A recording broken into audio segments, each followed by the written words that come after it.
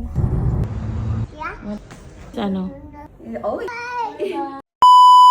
Welcome sa aming buhay-buhay dito sa Dubai. At kung bago ka pa nga lang dito sa aming page, my name is Aja and we are the little family living here in Dubai. By the way guys, for today's video nga ay papakita ko sa inyo yung aming naging proseso nung si Bebe nga ay papavaksin namin sa may DHA. Nakapag-upload nga ako nung nakaraan nung kanyang first vaccine nung siya ay 3 months pa lang mga be. At fast forward nga, ito na nga yung kanyang vaccine sa kanyang 17 months mga be. Bali yung napili nga lang namin na location ay dito nga sa may Satwa. Nung previously kasi mga be, doon nga lang kami sa may Mamsar nagpapa-vaccine. Eh sabi nga ng mga kakilala namin, mas malapit nga daw kung dito nga kami sa may Albadaa Health Center. Diyan lang yan sa Satwa mga be. At kung magsasalik ka nga or magto-tollgate ka nga mga be, eh isang tollgate lang yan at 16 minutes nga lang kung galing ka ng Riga, eh makakarating ka na dyan sa may Albadaa Center. Bale mga be, katulad nga ng sinabi ko sa inyo last time, ay 120 lang yung vaccine for the whole year na yon. At kung ano nga yung mga sakop nun or coverage nun, eh mabibigay na nga kay baby kapag nga nag-register kayo dun sa may DHA app. Tapos mga be, pagkarating nga namin dyan, ay nagbayad lang si Momo dito dahil wala nga silang payment option online, ay doon na nga lang kami nag-tap. At ayun na nga ang bebeng na napakakulitogs talaga mga be. Tapos after nga ni Momo magbayad dyan, ay pumunta na nga kami doon kung saan siya vaksinan. Ayun na nga ang bebeng, o diba? Parang nung unang videos nga namin mga be, no 3 months siya, eh kalong-kalong pa siya ni mama. Ngayon eh kung saan-saan na talaga napunta, tignan niyo naman, ayaw pa niyan siya magpahawak dahil nagagalit kapag ka nga hinawakan mo.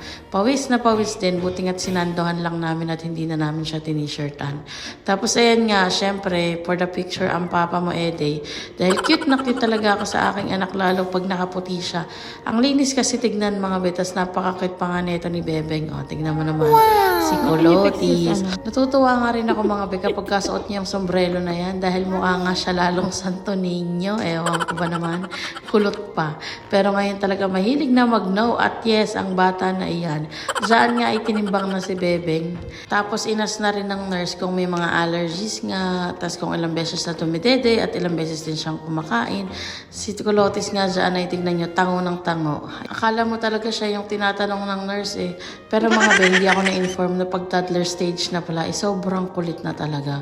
Ito na nga mga be, nung after niyang vaksinan. Two? How many vaccine? Two. Hurt? Aray ko!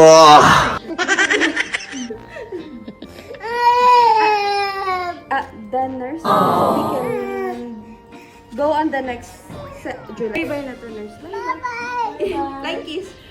You still sleep. Bye-bye. Thank you.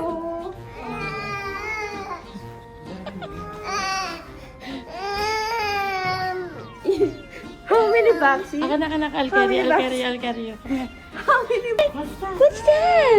Hi. What do you say? What do you say? What do you say? Thank you. O, diba? Napaka-sweet naman talaga ng aming Bebeng. Nag-bye pa rin siya dun sa nurse at nag-flying kiss mga be. Kahit nga siya iyak na iyak dahil sa injection na left and right ng kanyang mga hita.